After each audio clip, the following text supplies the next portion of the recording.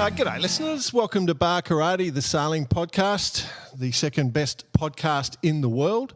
My name is Jordan Spencer, and joining me are my good mates, Mr. Brett Perry. Greetings, Exalted One. G'day, It's people. all about the logo. You're giving things away. There's a lot going on this week, actually. That's all I'm going to say. That's it? I'm not going to say anything else. Well, let's bring in the other bloke, He had a voice that could make a wolverine purr. Mr. Nick Bice. G'day, man. G'day. I must admit I'm living a bit of a life of a Corona coaster, I might say. One day I'm gone from Mr. Fitness, eating well, riding, running, working out, doing all that sort of thing. Next thing I'm bloody camping, do the washing up and think it's time for a beer. Yep. And that was the breakfast dishes. You idiot. Up and down all over the joint. You're an idiot. You just can't find your rhythm, you're saying. No, I know the exact rhythm. It's just up and down. It's the Corona coaster. Maybe that's the rhythm, yeah. Yep, I like it. Hey, Jordan, Yeah, mate. before we kick off, Yep. Any updates on our status for comedy podcasts? Number 56 in New Zealand. Oh, we're going places. So 136 in Ireland. I think we've added Brian Carlin's episode, so Wow, that's going to go through the roof. So we've had two Irish in a row, and I can tell you, Justin Slattery's been on the phone saying, "Is it me this week?" He's expecting we'll be doing another Irishman. Imagine that. We can't be that obvious. Imagine if we got three in a row. Yeah, Imagine we got 3 in a row. general. Should be a bloody beauty. Well, shall we roll into who our special guest is this week? We shall. All right. Do it. For those who are fans of the show or those discovering it for the first time, have a good close look at the logo of our little show, and you'll see the infamous image of Silk, which was a BH41 going down the mine shaft. One of the people on that boat is a pro sailor from Ireland. Believe it or not. And 5 times around the world, lots and lots of world champs, 4 Hobart wins, all sorts of, and even won the Port Lincoln Cup. So a few times. Hey, the Blue Water Classic. The Blue Water Classic, exactly. So, Port Lincoln Cup. so for us, this is the we've picked an Irishman who's now an Australian who's just going to continue the banter, and we'd like to welcome to the show Mr. Gord Maguire. Woo. How are you, boys? G'day, mate. Nice to be invited on board. How are you, mate? Port How you Lincoln going? Cup. Yes. I think we got a tuna roll.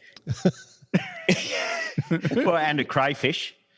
Oh, yes, we did. Oh, yes, and a crayfish. Yeah. Yeah. That last day has basically led to this moment, Gordon, Wow. to get you on the show to be able to Everything that discuss happened all in the our ins and prior outs. lives lead us to where we are right now. Not to mention the infamous nosedive. The nosedive. Silk, too. That Let's roll into that, shall we? we shall. Because that is, it's not the reason we got you on, but it is definitely a motivator that makes sure that we did have you on the show. That Just to infamous... cover our ass and not get sued for using the logo. That's... Well, you just fucking plagiarized. 34 years ago, young, talented pro trying to make a living, and you guys are still plagiarizing all my hard work. I have to tell you, we didn't actually mean to do that. No, really? Just one of those things that kind of happens to you, and you go like, "Oh, this isn't good. Oh, this isn't actually really good at all." And then you go like, "Oh crap, this is actually really bad." All right. Okay. So what we're going to That's kind try of how and it do... went in a period of about 4 or 5 seconds. Yeah. So what we're going to try and do is recreate that the whole image to our listeners. So you're cranking along, yeah? Yeah, it's In the Solent. It's the Solent Cows Week. We're sailing at Bashford House in 41, which we had modified slightly. And part of Did you take the volume out of the nose? part of the story actually involves those modifications, ironically. We had we were racing in the day under IRC in its infancy. And it magically did things like wade boats, and just heavy boats were slow boats. So therefore they got better handicaps. So we decided in our infinite wisdom, we'd fill the fucker up with lead. I think we had about a ton of internal ballast in the thing. And of course, it was a very heavy boat, like shit off a shovel uphill. But of course, was a little bit awkward downhill because it was not even close to its waterline. And that particular day, we got ourselves a little behind our opposition, which was a sister ship called Wolf. And it was a pretty windy day. Way back in the day, of course, races were just held. They didn't really have the ability to just abandon it because it was windy. It was all part of the sport of yachting. So Back when men were men. it was let's call it underestimating a solid 28 knots at the start, and slowly building as the front approached. And we beat up the Solent, got to the top mark, and it was a typical kind of cows week, 150, 200 boats out on the Solent, and there wasn't one single spinnaker up. And then we thought, well, shit, it's a 0.9 ounce. That's our heaviest kite. Not exactly heavy. Probably got a 20, 25 knot upper range. Let's get that up, because ironically, Wolf had actually got around the top mark ahead of us. And we were like, got to reel them in to at least pressure them to make a mistake. Because if you're the boat behind and you pop a chute, you force the leader to pop a chute, and all of a sudden there's two guys out there with spinnakers up. So we led the charge, and actually so it was all going fine as the wind stayed in the mid-20s, and gust hit, bow went under, and we're like going, ooh dear. The J4 was kind of sliding back down the deck. So in my infinite wisdom, I sent the bowman forward to secure that J4 in case we stuck the nose down again. In case we stuck the nose down. Dunk, ironically. It's his nickname.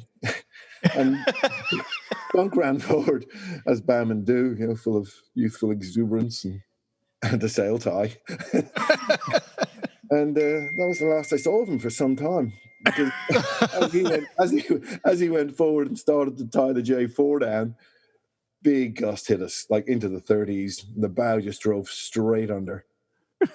The Solent obviously is a flat water venue, but ironically, as those of you who've been there know, it's really tidal, and it was a wind against tide, really steep little kind of 1 meter sea, and it was just enough of a sea state that it get the bow under the water, and once it's under, your deck is now at the wrong angle, and the deck's actually just driving the whole boat down, and down it went, and down it went, and down it went, and up came the back, which is where I was. And all I remember thinking, this isn't really good at all. This is not bad. If you've ever seen the photograph up close, you'll see me climbing off the back fence going, no, I'm out of here. And ironically, the whole boat just sort of stood up on its end. At this point, Dunk, who is now 41 feet away from me, and probably 3 or 4 meters underwater, was completely starfished up against the foredeck of the boat. The boat was doing 20 knots, so he would have been struggling with life in general and being underwater in a sport that mostly happens above the water. And the boat kind of stood up. And we're going like, oh, shit, what? None of us had done this scene before. So we're going to like, what happens next? And the boat just fell over to leeward. And it was like, it could have fallen over either way. But fortunately, it chose to leeward. And then it just became a wipeout. Dunks popped back up as the boats leveled up. I decided to get back in the boat, which I thought was quite smart, having got back out on the trance and thought we'd get back in.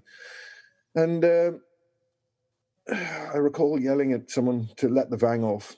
A guy called Ed. Ed was actually Jocelyn Waller's son. There's a backstory to this, which I will tell you later. Ed let go of the vang and then let go of the boat and fell in. And I thought, oh, shit, we've got 2 in the water, assuming Dunk was in. But Dunk wasn't in. Dunk actually was still clinging to the J4.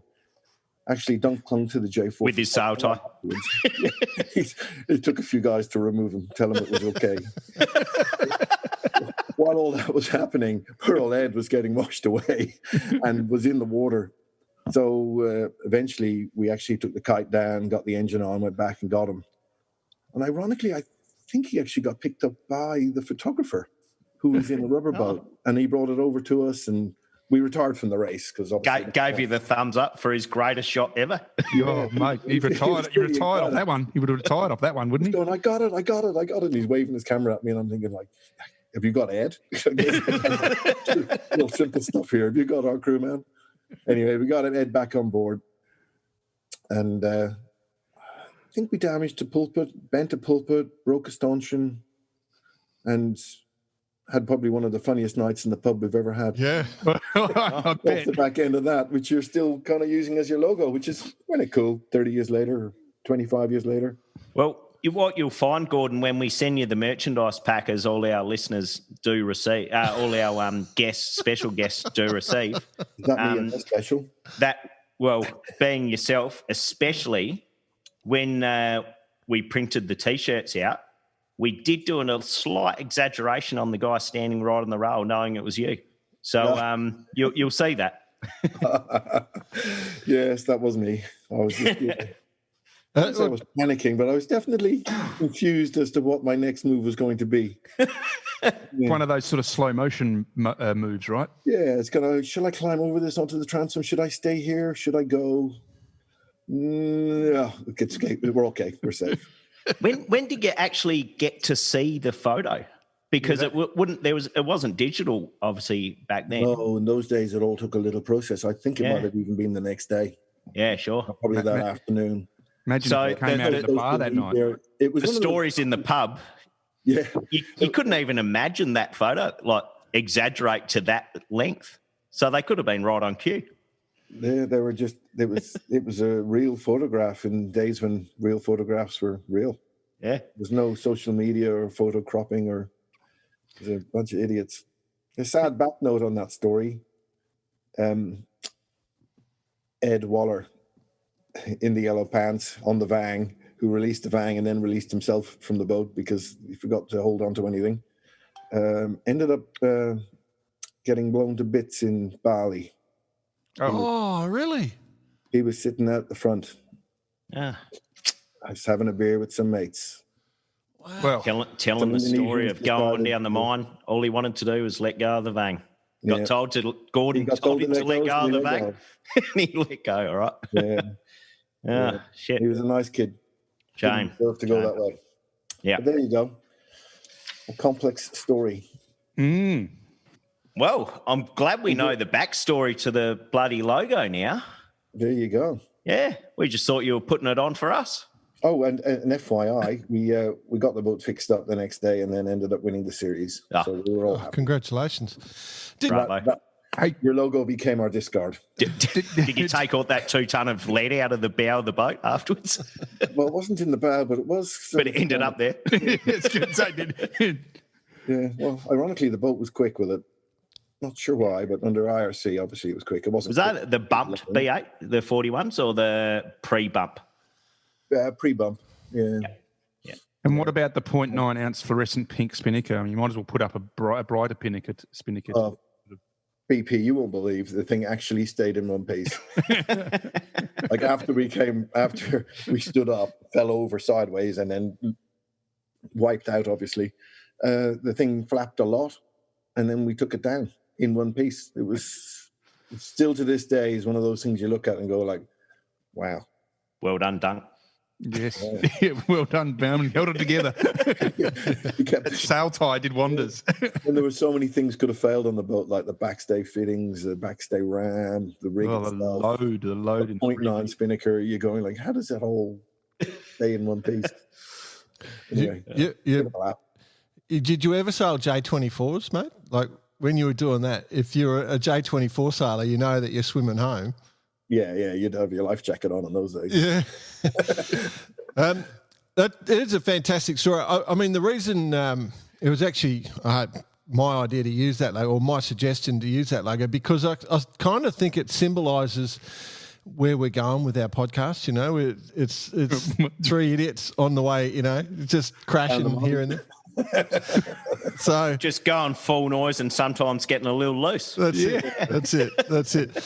So I mean, you've got a pretty storied career when it comes to the sailing, and you did the Whitbread Volvo 4 times, and you had that big incident on Silk too, and then you were sailing on Silk Cut in the 97-98 race, and in the Southern Ocean, and you just had the most incredible. I remembered this one from that edition. Like, you want to tell us what happened there in the middle of the Southern Ocean, miles from support? What did we do? We did a lot of stuff, actually. Yeah. There's good stories in that. I'll give you the rundown. The iceberg, and then the next morning. Oh, yeah. Well, the iceberg story was actually off of News Corp. The infamous sound grab that has been used. Are you getting royalties from that? No, it's still. I heard it the other day. They're still using the thing. Yeah, they still. Yeah. You walk in the museum in Alicante, and that's what happens when you walk up to an Irishman, after a very traumatic effect, give him 2 beers, and then ask him what he thought about it. so what did you think about the icebergs? Sweat dripping down the back of your neck. Yeah. Are you effing kidding me? I'll tell you what I thought about him.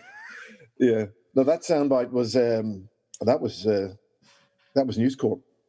Silk cut in the Southern Ocean, second time down from New Zealand. I couldn't have sworn when you're on the rig 2,000 miles from anywhere.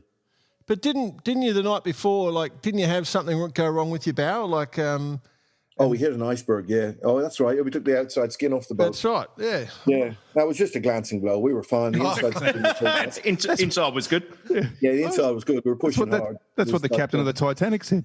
Yeah. What was that noise? Never mind that noise. Keep going. Yeah. No, yes, that's right. We did. We actually we clipped something heavy, hard, and immobile, and tore a strip off the Kevlar on the outside of the hull. But the day after that, then we broke the rig, slightly more terminal. I blame Stewie Bannatyne because I just handed over to him downstairs. Yeah, so it's always the way, though, isn't it?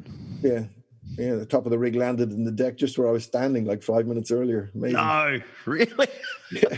I kept running back on deck because I had all my gear on. I don't have a chance to get it all off. I'm running back on deck and going, holy shit, I was just standing there. Wow. It's not good. So what goes through your mind in that situation when you are literally miles and miles and miles, and it was big seas too. It was. Oh, Jordan, we were 2,000 miles from anywhere. Like, are you kidding me? Like, how do we get out of here? Yeah. What bits do you save? I mean, you immediately go into crisis management. Obviously, you try and say you have to secure the hull, so that the top half of the rig, which is slamming against the side of the boat, you want to cut away everything and throw it over the side. But then you actually immediately go like, well, we don't want to throw all of it away because we actually need some of this tubing to put up a jury rig because you haven't got the diesel to motor 2,000 miles. So you're kind of it's a crisis management situation where you cut away all the life-threatening stuff and save all the bits you can. The top half of the rig there's a lot of stuff there. The mainsail is half torn, but there's still half of it in use. I think we ended up kind of cutting half of it away and using half of it and setting up a spinnaker pole like a sprit on an Optimist. And you end up actually having a little bit of fun with being quite creative, don't you? Yeah. What are we going to do with the rest of the bits and the other sails that we can attach to here and there, and how you secure the stump that you've got left. The day after we broke it, actually, we did a 240-mile day. So we were actually making reasonably good progress. It only became really slow when the wind backed off and the front had actually moved through. So you're averaging 10 knots with a little jury rig on. You're going like, this is actually pretty good. We'll get there in no time. and then the wind shits itself. The wind shits itself, and you're averaging 3 knots. You're going like, oh shit. We're 2 weeks from 1,700 miles is actually going to be really slow. Actually, then you start having to plan another rig and how to get the rig to wherever you're going to get to, and the logistics. It's a major. Boys, the fun of the old Volvo races. Yeah. I've just had an idea. Like, when these things happen, wouldn't it be good if you had dehydrated beer on board where you could just add a bit of water and you on your jury rig and you can just sit there and tell stories and drink beers? I'm going to say you probably had the next best thing and would have had about 4,000 cartons of cigarettes on board. How many burners did you have? Yeah, there were a lot of burners. A lot of people took up smoking that trip. Really? Yeah, sure. Is it true? You're sitting around doing nothing. Like, you've got 2 guys on deck and 10 all up. And everybody's going like, so what is it like to smoke? give me one of those. I'll have a go. I've got nothing better to do for 10 days. Wow. Next thing you know. Is it true throughout that campaign that cigarettes became your main barter tool? Yeah, cigarettes were handy. They were very handy for things like in South America, for example. They have a wonderful leather trade, leather jackets and boots and stuff like that. And their trade was all in US dollars, or obviously something that they could use. So if you rock up with a big box of cigarettes, I mean, not a box, like a carton. Yeah. Case, a whole lot, like let's like a couple of thousand. Then you just got 2 leather jackets and you go like, oh, cool, look at these. So we used to trade for obviously the local commodities, should we call them? Yeah. Yes. We traded for other stuff, and we traded for beer. Beer was always handy. Leather jackets. Yeah, just everything. So you kind of... Jesus, you might get a full-time segment here. Commodities, other stuff and beer. Yeah. Oh, I'll let our listeners use their imagination as to how that all panned out. Because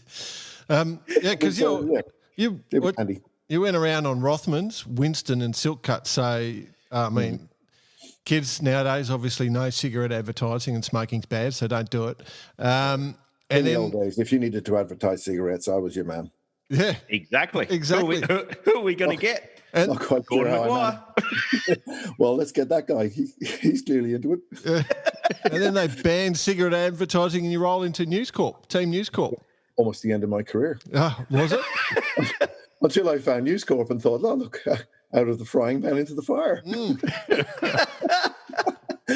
News Corp will do just nicely. Yeah. People hate them too. Did you enjoy doing the ocean race, or did you enjoy going around the planet? Yeah. That's the answer to most people. When you were, can I ask? I enjoyed the camaraderie and the kind of the gung-ho adventure of it all. Yeah. And as I got older, and for those of your listeners who've heard the soundbite of me complaining about the ice, there were no real restrictions. We actually pushed really hard, and it became, to me, it felt life-threatening, and it didn't need to be. It should have been a sport. It got to the point where we were pushing too hard and pushing too far south. And nowadays, obviously, there are ice skates, and they've made some good legislation around it becoming still a sport, not life-threatening. Yep. But I had just given birth to my first daughter, and I felt for the first time in my life, I actually had somebody I actually had to be responsible for. I clearly wasn't very responsible for myself. That somehow just missed me completely. Why I should care about me, but I did care because all of a sudden there was a little person in the world that actually needed a dad. So I kind of I grew out of it. There you go. When you were the Irish laser champion, when you won that, did you ever think where you'd end up? This winning this Irish laser championship's going to take me far and wide, and I'd later on end up in Lake Macquarie in New South Wales, making my career? No, Lake Macquarie. I don't think any of us really understand how far and wide our paths are going to go and where we're going to end up. As a laser national champion in Ireland, aged 18, I had reached the pinnacle of everything that I actually wanted to achieve. Exactly. I was like, how good is this? I'm still a junior. I'm on top of the world. I'm the national champion. The national authorities refused to send me to the junior world titles because I wasn't good enough. And I thought, yep, I'm about done with sailing. Wow. I'm just going. So 6 months later, I took up windsurfing. Right. And actually gave sailing away completely for a couple of years. Were you any good on the windsurfer? Yeah, I was sponsored. Did all that sort of stuff. I was sponsored by Bic for a while, and then got a ride with Mistral. What sort of boards? What era was that? What era? Back in the day, it was Division 1 and Division 2. Oh, yeah. Division 2 were like a long displacement race board. There's a resurgence. Hey, Jordan, do you want to tell us that story about that wave that held you down at the Robe Classic? No. What you told Robbie Dash? Sorry, Gordon. It was too good an opportunity. Did you windsurf, Jordan? Yeah, mate. Yeah, I was sponsored. I was Let me sponsored. tell you. I made the. Where do I start? He says. Yeah. I probably couldn't have been any better than I was. Who knows? I mean, I took it seriously for a tiny amount of time, but I was never that great. I was all right, but not. I mean, my mates just like bagging me, Gordon. They just like bagging me. I don't know why I actually come on this show. I'm Just too easy. Anyway, it's not about us. So how did actually? I'm interested. Way away from that. Yeah, I'm actually interested in your first trip down under, like because I did the Southern Cross in '87, and you did the Southern Cross in '91. Did it on the old Beyond Thunderdome, which is Yes. that boat popped up a few times on this podcast. Is that right? Yeah. Beyond Thunderdome. She was a classic. Davidson. Tell us there, because I remember you lost the mast on that one, and then you jumped ship with Harold Cudmore, who we've had on the show. Yes, it was. It was all driven by Harold. Harold wanted to come down. He'd met John Story, an Irish patriot, Irish Australian, and he wanted to put together a team that would kind of represent Ireland in the Southern Cross Cup. So Harold had John's boat, which was at Tara, and he'd organised me to charter Thunderdome, Beyond whatever it was called, and Joe English had chartered can't remember now, 36-footer. Anyway, three of us did that, and it was all going well, actually, until Noel Drennan took us out at the top mark rounding in the last of the inshore races and clipped our rig and took our rig down, inverted it. Unfortunately, in those old IOR boats, it didn't require much to actually take the rig down. And so I ended up sailing with Harold, actually, on a Tara in that Hobart. But ironically, also applied for redress and got average points. So in my first Hobart, I got a first and a fourth. Which I thought was Well done. I thought, this is an easy race. That's the greatest story ever. Oh, first and a third. I would have been took up the podium. I would have been getting third prize, and then How do you hold the trophies up? Like yes. I would have gone. Weren't you just up here for third? I go, yeah, but don't worry about that. I'm really special. So you must be the only person in the history of the Hobart that has been on two steps of the podium in the same year. You must literally be the only person. So, yeah, funny things happen. It's Luck of the Irish. Yeah, well, ironically, in those days, when you applied for redress and you could prove that the other guy had taken you out, of course, they just averaged the points up, and on Thunderdome, we got a fourth. So, woohoo. Oh, bravo. And then on the Tara, we actually went and won it as well. So it was, I just thought, how easy is this race? And that took me another bloody 20 years to win it again. So that leads to a stellar Hobart career, Gordon. 4 Hobart wins, but it took a long time to get your next one. Yeah, it's Hobart is one of those races you kind of get gifted it sometimes, and you think, oh, look at me, how good am I? Then you realise actually it takes a lot of losses afterwards to realise that actually there's a lot of involved in winning a Hobart. It's about having the right boat at the right time, and the right amount of luck, and it's there's so many aspects to it. It is a terribly hard race to win, particularly in the handicap division. For line honours, you're looking at 4 or 5 boats. Yep. Typically even 3, maybe. But honestly, in that handicap division, it's all 80. All 80 of them have a shot. If their little weather window opens up, and even if you narrow down that 80 to 40, you're still a 40 to 1 outside chance. So, yeah. But in recent years, it's obviously been quite successful leading Matt's team on Ichiban. Yes. Ichiban has been quite a success for us. We've had a lot of good luck. I think the last couple of races have all favoured the 52s, and obviously you set out with all Hobarts just to try and win your division, and we've been lucky enough in 2 of the last 3 that the 52 division were the winning division. Yeah. So and we won that division and won it overall. Yeah, so we were lucky. That could be a good opportunity actually to touch on Matt's programs, which Matt's been on a couple of times, one as a guest. I think he's received his merchandise pack. I'll have to check. And then pre-Hobart, we managed to get him as well. Good to see around the docks, and puts together not only the 52 campaign, but one of the best campaigns in the world. Wednesday afternoon, sailing on a 60-footer on Sydney Harbour. Oh, yes. It's a two-edged sword, this whole Ichiban program. You know, be out there entertaining yourself and other people and enjoying sailing. And look, at the end of the day, the thing that I really appreciate about working with Matt most is that he is an absolute enthusiast. And if it's ever gone bad or gone wrong, he's the first one to go, well, let's not worry. There'll be another race. He really is very pragmatic about his whole perspective of it. He's not a micromanager at any level. He's not really interested in all the little fiddly stuff. He's a full-on definition of macro management. And I think that's where his real skills are. He's pulling the team together and getting them to do their job. Yeah, he's a classic CEO.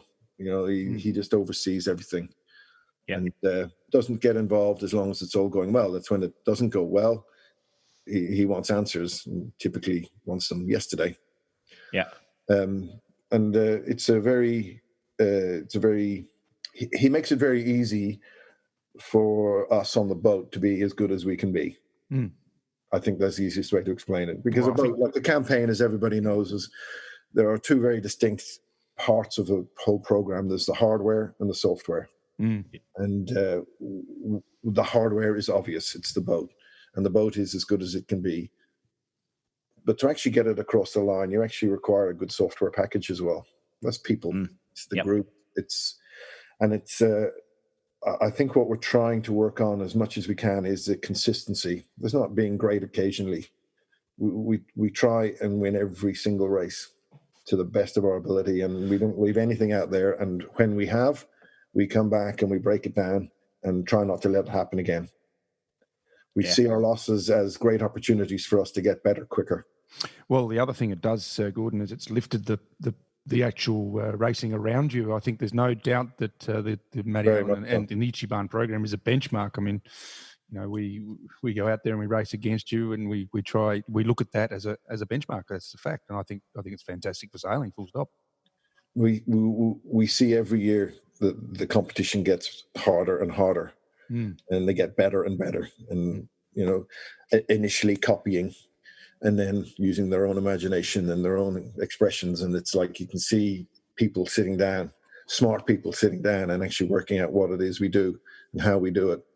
And we have to keep evolving ourselves.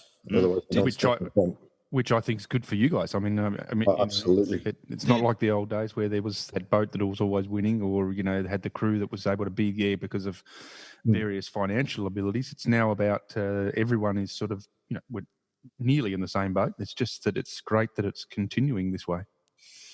Yes, it is evolving, and there are a lot of naysayers who'll just say, "Oh, we've got the most modern boat, and it's newer, and it rates well, and it's got good sails." And yes, we do have all those, but and they do make us faster.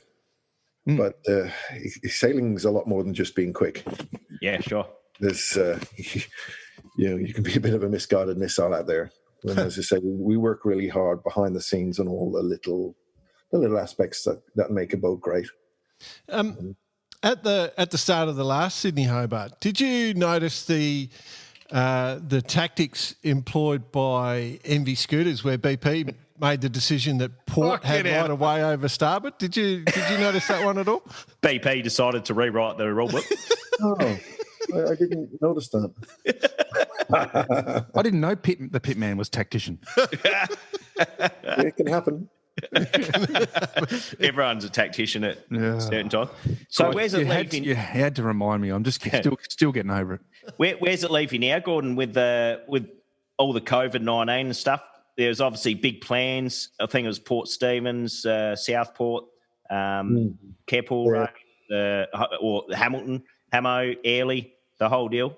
Yeah, Matt and I are chatting a lot about it this last week or two, and the way we're looking at it is we're adopting a fairly cautious approach to it. We'll start back in mid-September with the Blue Water Series out of Sydney. Yeah. We're currently just taking the 60-footer out on Sydney Harbour for fun. It's just to get out in the water and sail. It's a nice vehicle for us to be able to use networks and just go out and enjoy sailing. Yeah, bloody oath. I can't believe I still enjoy sailing after all these years, but it's a hell of a sport. And if you wind back your expectations, a non-spinnaker race around Sydney Harbour can still be pretty good fun. I was going to say, going out on the 60, I had the fortunate time of going out one time with you, and it's great fun, Yeah, so it's relaxing. Yes, it is.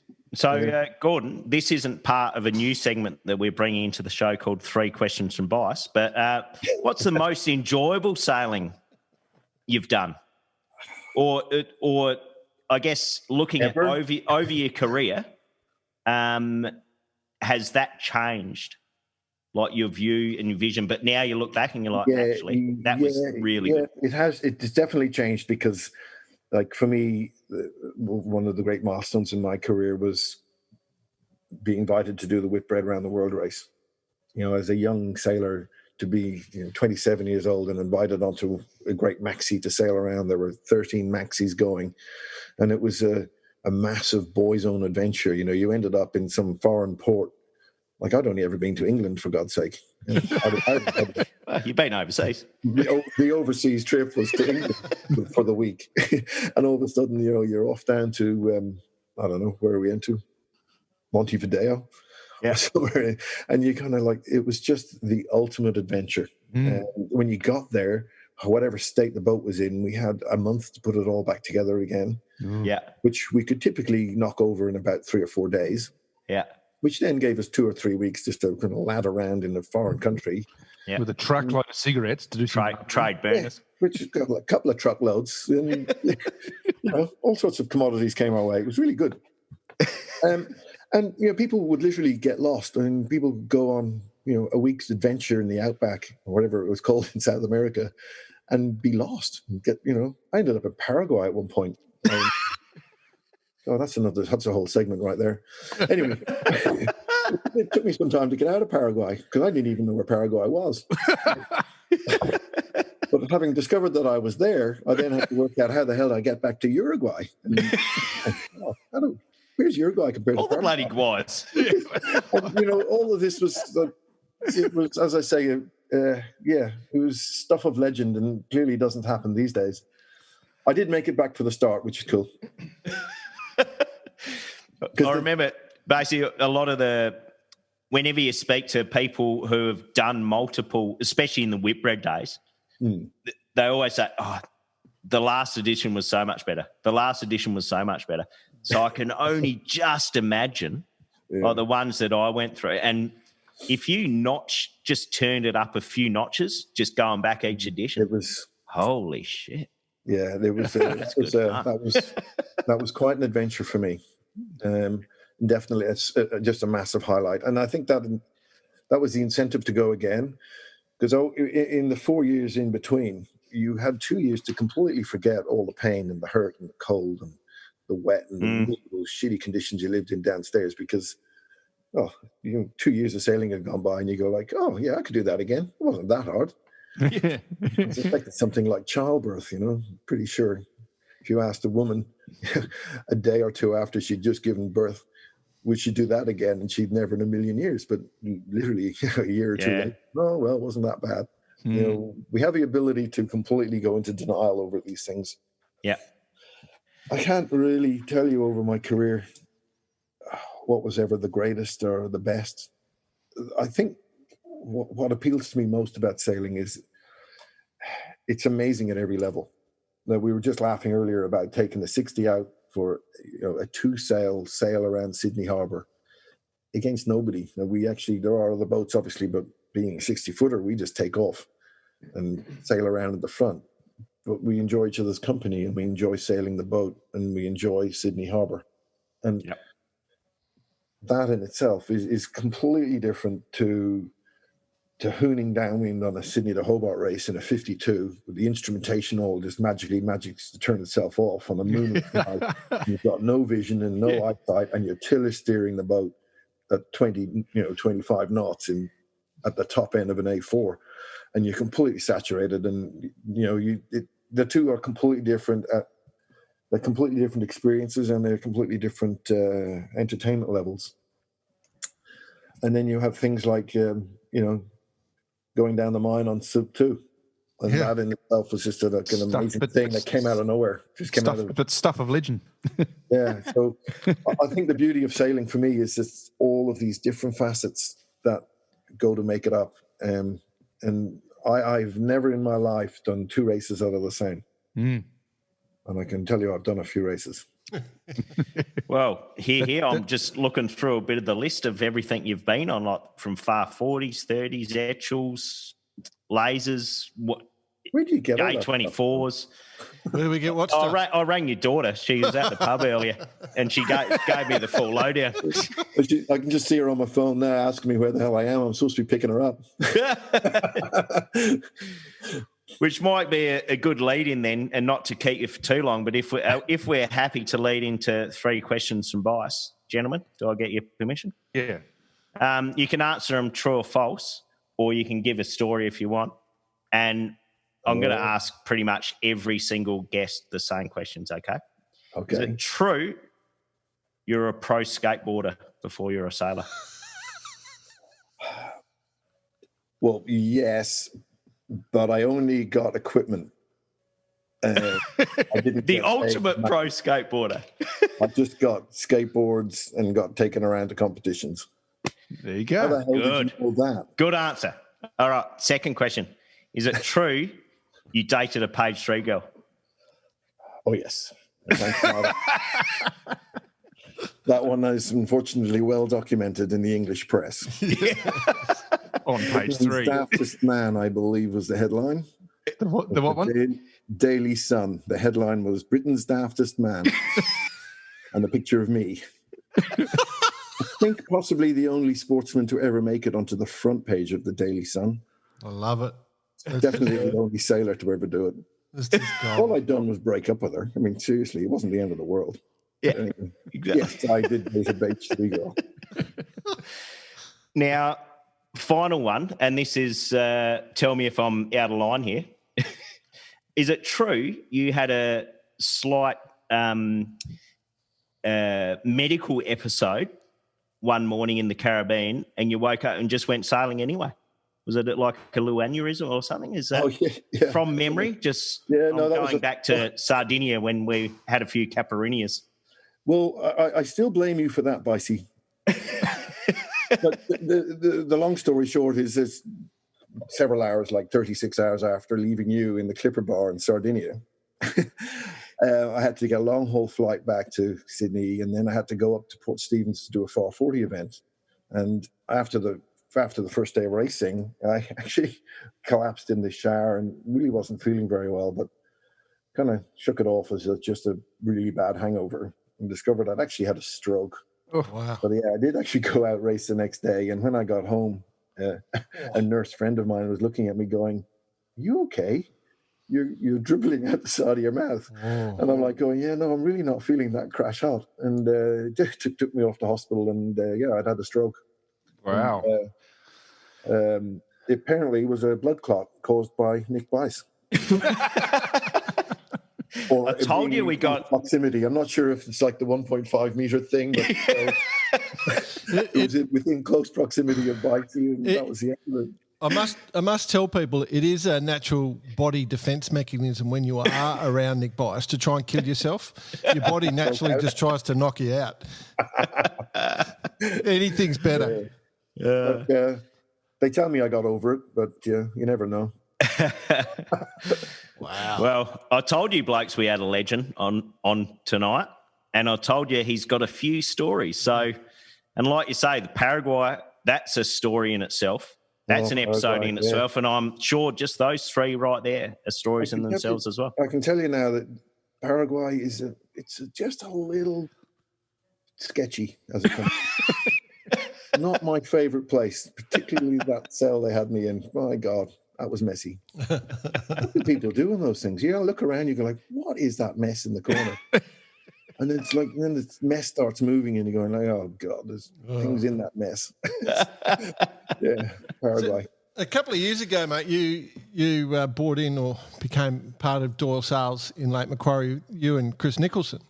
Mm. So in my mind, you and Nico just sit in the loft with a few beers and just try and outdo each other with stories. Is that what happens, or do you actually do any work? Or I think Nico does a bit of work.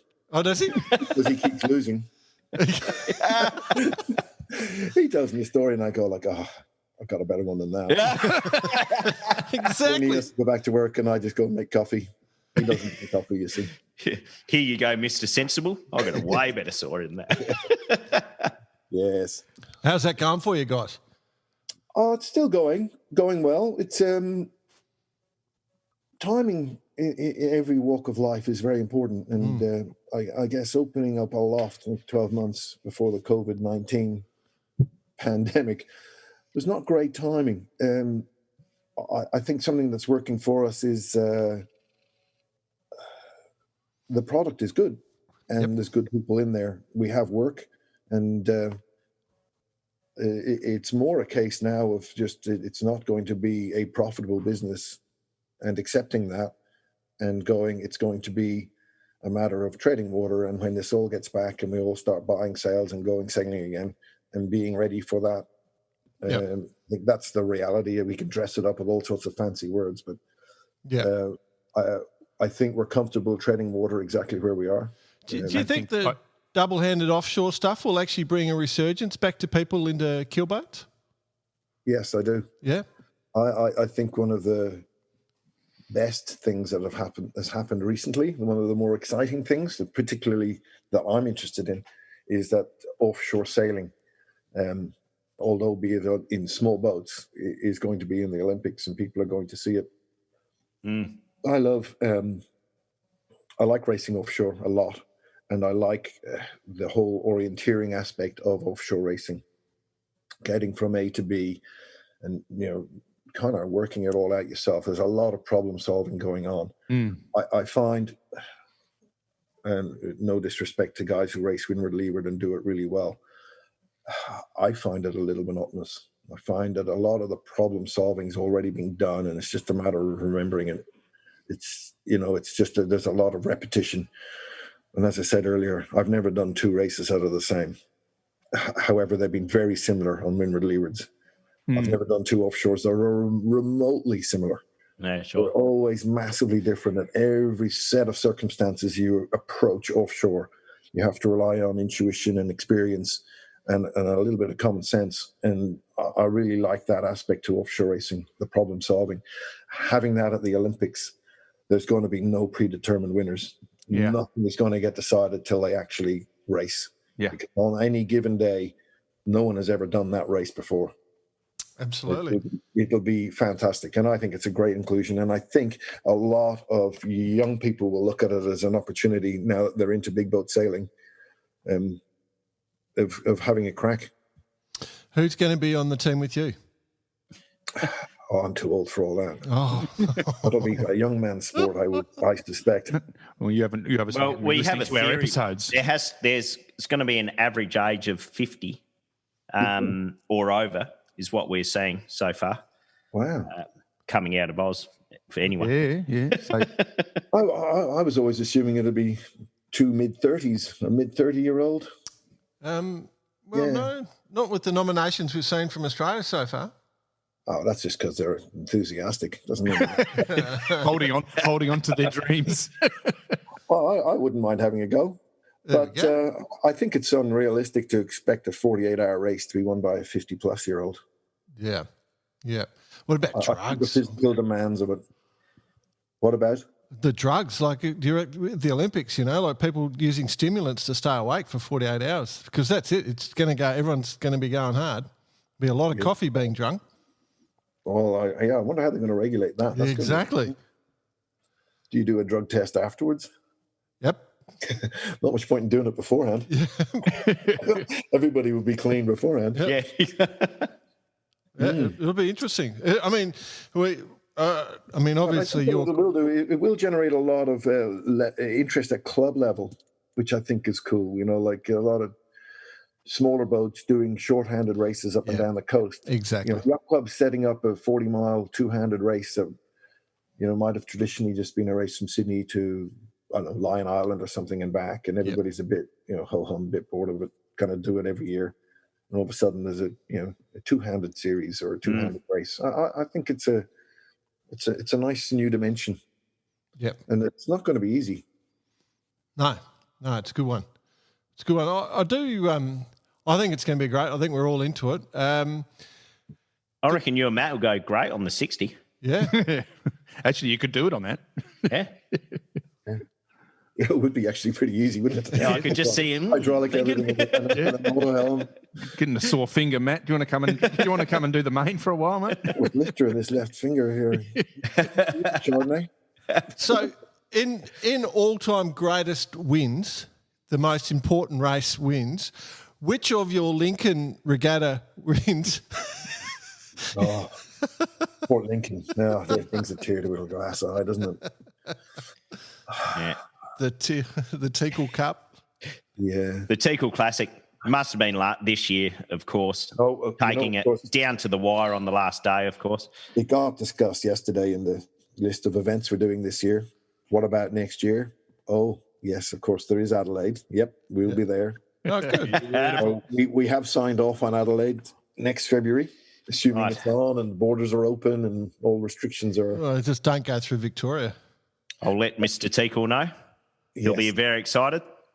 He runs a tidy operation down there. Yeah. Yeah. It's good. It's good. The whole Port Lincoln experience for us has been fantastic. It's not to understate it as a rural event, but when you go there, you get treated like you're special, like you've actually made an effort, and the people appreciate it. And it's very clear in the way people deal with us and the dealings with them and the actual whole setup and the way it's done. And occasionally that's a really nice thing. You know, you're going to an event and you've been welcomed in with open arms, and the racing is fantastic. The social life is fantastic. The place is just awesome. I'm a big fan. Here. And Kempy's Seafood Night's pretty good as well. Yeah. And we'll definitely guarantee next year that Secret Men's and Ichiban will win the crayfish on Kempy's Seafood Night. I was a little surprised that we actually won something, and then I realised that evening we were going to his house. It was like, Yeah. And I actually said to him, who drew out the name? He said, Kempy. Yeah. Not the most honest. You should have probably only two boats in the hat. The unofficial mayor of Port Lincoln. Yeah, you should have looked in the bucket. All 19 of them were Ichiban. We'll take this one out tonight. Yes. Look, it's an awesome regatta. The venue is fantastic. It's flat water sailing. How good is that? Yeah. You blasting around in the bay, and it's just good fun. It is. And mate, you mentioned your kids. Obviously, you've alluded to the fact that we know that your daughter's at the pub waiting for you to go and pick her up. So we're holding you from that. Bill? Is there any love for sailing in the family beyond yourself? Not really. Interestingly, they all sail, but the kids. I have three kids, 2 boys, 2 girls, and a boy. I was going to say 2 boys and a girl. 2 girls and a boy. They all sail, but it's not a mad passion, and they're interested in other things, and I enthuse them to do what it is they're interested in. My passion and my dreams and my aspirations are definitely not my kids, and I don't want to force them into anything that they don't want to do. So they know how to sail. They go out on all the little dinghies in the local clubs, and they do enjoy it, and the water fights and the social aspect of being a part of something, which is awesome at junior level. But they don't seem to want to take it to the next level. My son, he's 13 now, and he plays tennis to a very high level. He's at a sports high school for tennis, and I think it's great. He's good at something other than sailing. Has he shown interest in any page 3 girls yet? Not that he tells me, but he is 13. You just took the word right out. I was going to go, so he skateboards around the court and he's looking for a page 3 girl. Yeah, well, apparently he does carry on a bit. He has a quick temper, and my wife constantly tells me he's me. But then, he's no interest in sailing, so he can't be me. Do you stay in touch with the Irish, any of the Irish youngsters coming through? Like you tracking any of that at all or not? Oh, look, like everybody, I just watch occasionally, look in. I'm not fully across it anymore. No worries. It's I'm busy just looking after myself and Ichiban. Okay, well, you're 34 years as a pro. How much longer are you going to keep going, bud? Are you're still loving it? Yeah, I'm thinking probably it's half time, isn't it? Change half time, yep. Change. Look, I think I'll always sail. Whether I end up sailing professionally at some point, people will decide that for me. If I'm not worth the money, then I'll give that away. It's been a pretty cool career. I took up, doing something which was an absolute long shot against the better judgment of my parents and everybody around me. Because back in the 1980s, professional sailing was virtually unheard of. It really wasn't. It was a path less worn, shall we say? A lot less worn. In fact, there wasn't really a path, and so it was again more the adventure. And now it's a career. How much longer? I don't know. I feel in terms of offshore sailing, I've never been better. It is a discipline that requires experience. It requires a lot of experience, and you have to have seen it over and over to know this is what happens or that happens, or and you meld that in with not just the weather, but what the weather actually implies to us and how it acts and reacts. And weather forecasting is great, but it's also mostly wrong. You can dress it up however you like, but in fact, when was the last time the weather actually did what it was supposed to? In a long time. And so you do have to have a layer of intuition over, what's actually forecast and to what's actually happening. And then you also have all those microclimates around every headland and every island and every coastline that none of it's modeled correctly by a computer. And so even if I'm physically unable to, grind the handles as fast as I could 10 or 20 years ago, I can outthink myself from 20 years ago and 10 years ago and even from last year. So how long do you stay in a game? I don't know. It ultimately won't be up to me. I'll keep going while I can. Yeah, cool. You hear? I reckon you've had some pretty good fun along the way, though, Gordon. And at the end of the day, I think that is one of the key elements. It's probably the most important thing. And one of the things I've worked the hardest on is actually to make sure that I actually do get up on race day and look forward to it. Yeah, it's very easy to get stale and do too much or get over anxious or just decide that's not what you wanted to do today. It's a focal point. You've got to get out of bed, and it's got to be your sole objective of that day is to take out that race and nothing else. Mate, I think that's pretty cool. We're very conscious that we have to let you go and pick up your daughter from the pub. Can we ask one thing, though, before we let you go? Next time, is it possible that when we want to update our logo that we can give you a call and just get you to hang on to a spinnaker just a little bit too long for us? Is that something you're willing to do for us? Absolutely. Love it. More than happy to do whatever's necessary for a good logo. Yeah, do not tell Matt. Somebody with a spinnaker that they don't need anymore. It's just giving me an idea, man. Maybe we could send the merchandise up for a special signed edition. I like it. I like it a lot. Now, if we had a big bar karate spinnaker, Up on the 60, we'll send that down the mine. Now we're talking. I'll talk to Doyle Sales, Lake Macquarie. I know the guys. We know a couple of the guys there. All right. Yeah. Good one. Can't remember the names now, but yeah. I don't think they remember their own names.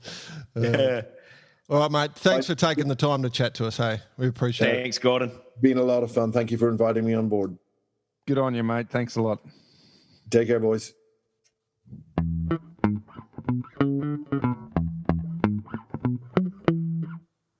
Well, what a legend of the sport.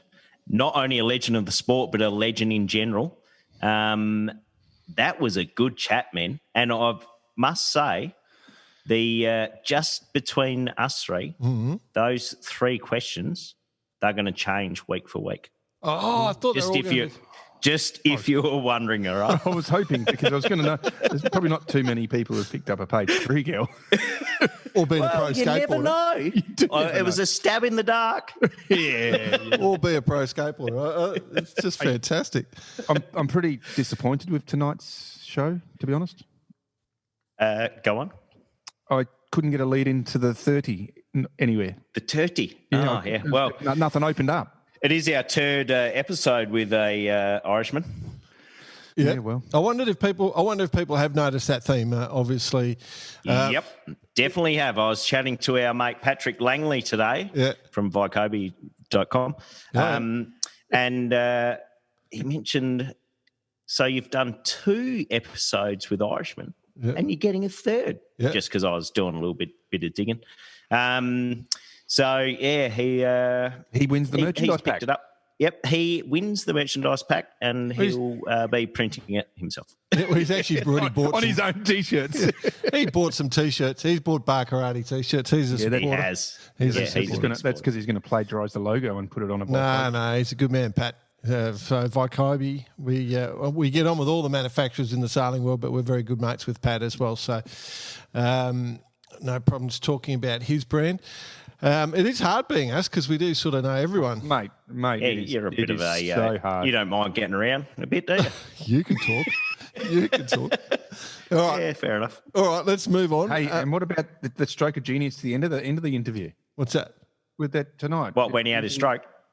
Jesus. I thought you were talking about Bicey's 3 questions. They were good questions. I liked how you did those, Bicey. It's high five yourself, mate. Just poke myself in the eye. Just your whole idea of getting Gordon to have another wipeout. I think that's great. Oh, yeah. And he'll follow through on that. All right, let's move on from Gordon. Obviously, we haven't got a theme worked out for the next few episodes yet. Did we have a theme for the last few? Yeah, the last 3. The Irish connection. Yeah, I know, but that sort of didn't really happen until on the night. We had the green, the white and the orange. That's it. We were going. And obviously it resulted in us being voted one of the best comedy shows in Ireland. Yes. 136. There you go. All right, how many do you reckon there is? 138. All right. There is some racing going on, boys. And, Bossy, you must, I'm pretty fired up, but you must be just through the roof at the moment because the Vendée Arctique is underway, the Arctic. The boats, at the time of recording, the boats are just going around the UNESCO waypoint. Okay, so we reckon there's about 5 days to go. And how's it going, mate? How exciting is this? And don't hold back. Before I get to the excitement, I must say Vendée or IMOCA have had a blinder with the actual tracker this time round. Finally. It is really good, works very well, and updates every 5 minutes. And literally, I've been watching it, and we have what were we got Thomas Riunt leading the way at the minute, straight out of the Super 60 mould. We got Charlie Darlin 0.6 of a mile behind him, which is a slightly modified Super 60. And then Sherelle. We got Sherelle close behind at 6 miles behind him. Yeah. So, but exciting. Even so, I was just chatting to Guillaume Verdier earlier in the week, and him and his team are pumped. Like this is, they've now seen like all that work we went into, all the disappointment of shutting the whole Super 60 campaign down and everything like that, into what it is now, with pretty much the first real showdown. Let's just remind listeners who haven't heard what the Super 60 thing is and how these boats that are leading in this Vendée, these two Imoca boats, how they've come about. Let's just give them a quick 1 minute sort of explanation of what's going on and why we're kind of so chuffed about the whole thing. So when the original idea for the next edition of the Volvo Ocean Race, which was actually going to be this year, believe it or not, we were going to roll into a new form of one design boat, which was called the Super 60. And the Super 60 itself had the ability to go from a fully crewed mode into a single-handed mode to then compete in the Vendée Globe. So it'd bounce back and forth between fully crewed, which was 5 or 6, into single-hand.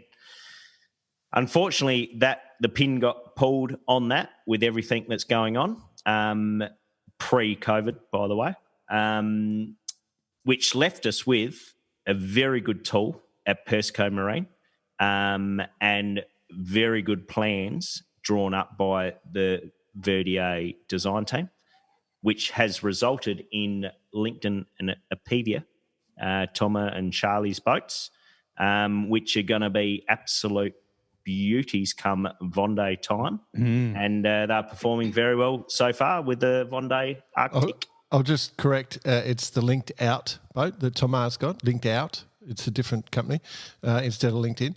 The only difference with the Super 60, of course, was that we had elevators on the rudder and we were experimenting with canting rig. But beyond that, it's the same tooling. So the fastest boats, it seems, at the moment in the fleet are what the Volvo was supposed to be going around in. And it's a real credit to the design team and all the people involved in that little thing. It's pretty cool. I love watching them go.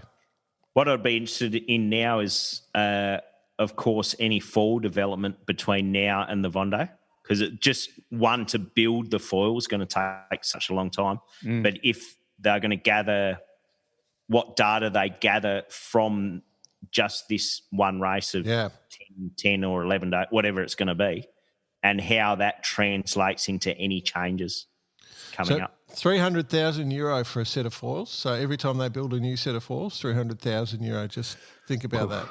It's 2x2s. Yep. It brings it all back to reality. Congratulations to Sam Davies. She's absolutely lying fourth at the moment, so we're pretty happy for her. Yes. All right, so we'll move on. So we're all pretty fired up here at Barcarati Central. Maybe even send Thomas and Charlie a merchandise pack, I think, probably on the card. I think they deserve it. I think we've obviously missed our chance to send it to the UNESCO waypoint. Yeah. Maybe we'll send it into the Gallimard waypoint for them. In all honesty, we'll get one of them on the show. We've been chatting. I thought you were going to say, in all honesty, we'll get them a merchandise pack. Yeah, no. Before the Vendée. I think we're trying to get them on before the Vendée, but obviously, being French speakers over English speakers, they're sort of difficult sometimes. They're a bit nervous about coming on, but... I mean, why would you be nervous about lining up with three pretty broad Australian accents?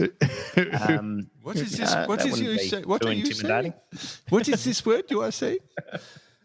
All right, moving on. There's been a lot happening this week for Ian Murray.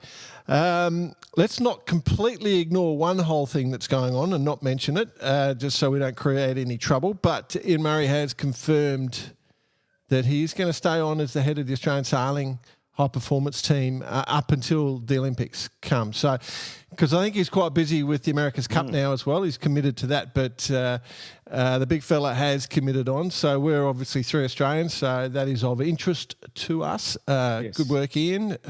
Let's hope that goes well, and we'll not worry about any of the other discussion. Yep. Yeah. Now, the big news of the week, Nick Bice. Tell me.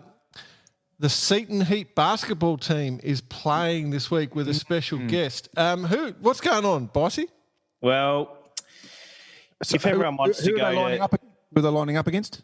if everyone wants to go to www.greg.app, you'll see there's something, a little venture that a few boys are working on, and it's just about getting your mates out, getting them off the couch and doing something physical. So we're leading by example, and we're submitting a social basketball team, which will be playing on Thursday nights. You idiot.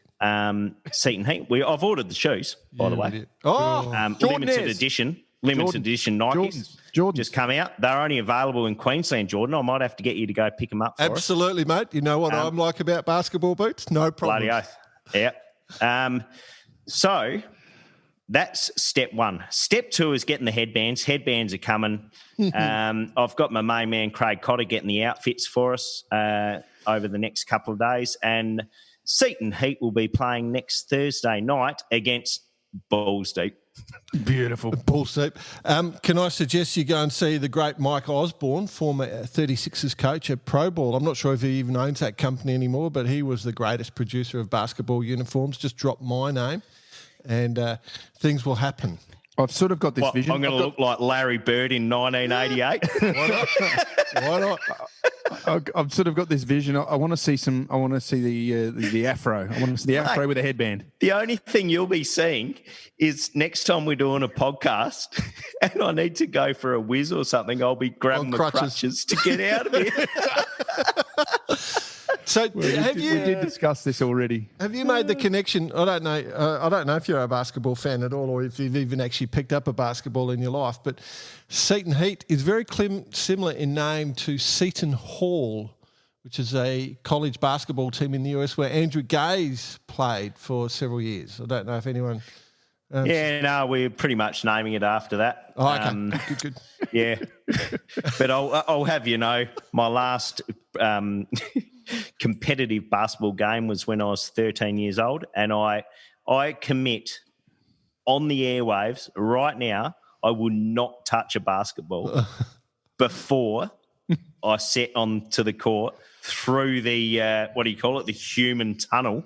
Oh, the just human high-fiving everyone, and I might just go into flashing lights. I'm not even going to practice a layup until I'm just going to be strutting off down the court and off we go. Bit of loud Snoop Dogg rap going on in the background. I need to get you down for some on-court announcing, Joe. Yeah. Well, absolutely.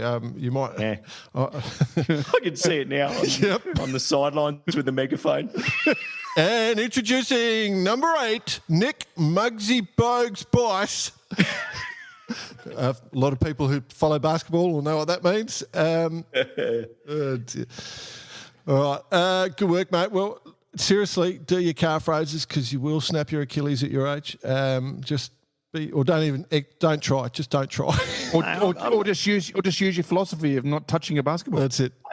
No, that's not my philosophy. My philosophy, that's the truth. And remember, if you are up against some young team of young lads who think they're quite smart, they're all undernourished. So a little elbow into the kidney or... good. Yeah, you can knock them sideways pretty quick. And as soon as they turn their head, just whale the ball into the back of their head and they won't know what's happening. Yeah. Well, grew up playing AFL, so I'm pretty aware of those little tricks. Yeah. But the reality is it's all about the social scene afterwards as well. Exactly. Just have a few beers with your mates. Bar karate have beers. A laugh. Bar karate, essentially. That's it. Cool. Last thing I wanted to just sort of mention, BP, I did talk to you about this during the week. I was going through the reviews during the week. We never really looked at them too closely, but somebody put a review on the site. There's quite a few reviews, and we thank everyone for that. Somebody put a review on the site back in November last year asking about where the music comes from, and they've been what's the app that you can look up music? Shazam. Shazam. Can't find it. So why can't they find it? Well, my publisher has obviously done me out of millions of dollars. Not unlike, what's that guy's name in Australia that's just his manager's just done him out of millions of dollars. I mean, I think it's very similar. Oh, okay. It kind of reminds me of the men at work and Kookaburra sits in the old gum tree scenario. Yeah, I think it's very similar. I think my manager's failed to actually do what he told me he was going to do and get it out there. And the first place I would have thought he would have put it was on Shazam. But it seems like he hasn't kept up to his word, and I'll have to see why I don't have that sort of money in my account. Let's say for our listener, I can't remember who it was, that was asking about it. It was someone in Europe, Netherlands or Norway or something. I think it was, yeah. The question was, what the music is. Well, is this this week's question? No. The answer is, it's not. We actually, I'd like to say we wrote the music and sang it, but we didn't. And Brett Perry did. And that is your composition, BP. It is 100%. 100%, and you performing it. Lock, stock, and smoking barrel. Yep. So it's his talent, and so if anyone's after a copy. How would that happen? Could we do that? Yeah, no, yes, you can. You can go to Barkarati Records. And you can order it. You can actually get it added to your merchandise. To your merchandise. And it'll come on a cassette. Oh no! Let's just put it on a USB stick. I've got a whole bunch of Volvo Ocean Race timber. That's a good idea. We could slide some Barkarati Records. No, into the merchandise packs. I've still got all those Volvo Ocean Race USB sticks. That's it. We'll put it on that. Yes. People, anyone wants one, send us a note. We'll send you one. If anyone wants to copy the song, more than happy to get it out there. Yeah. Cheers at barkarati.com. That's it. The song is called Infinity, by the way. All right.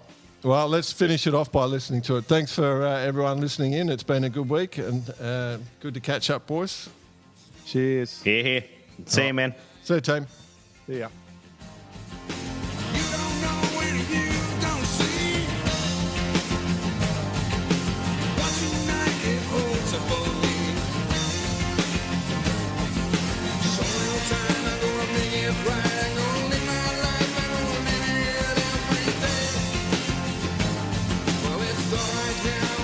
Brett Perry and his band Port Has Right of Way singing his song Infinity.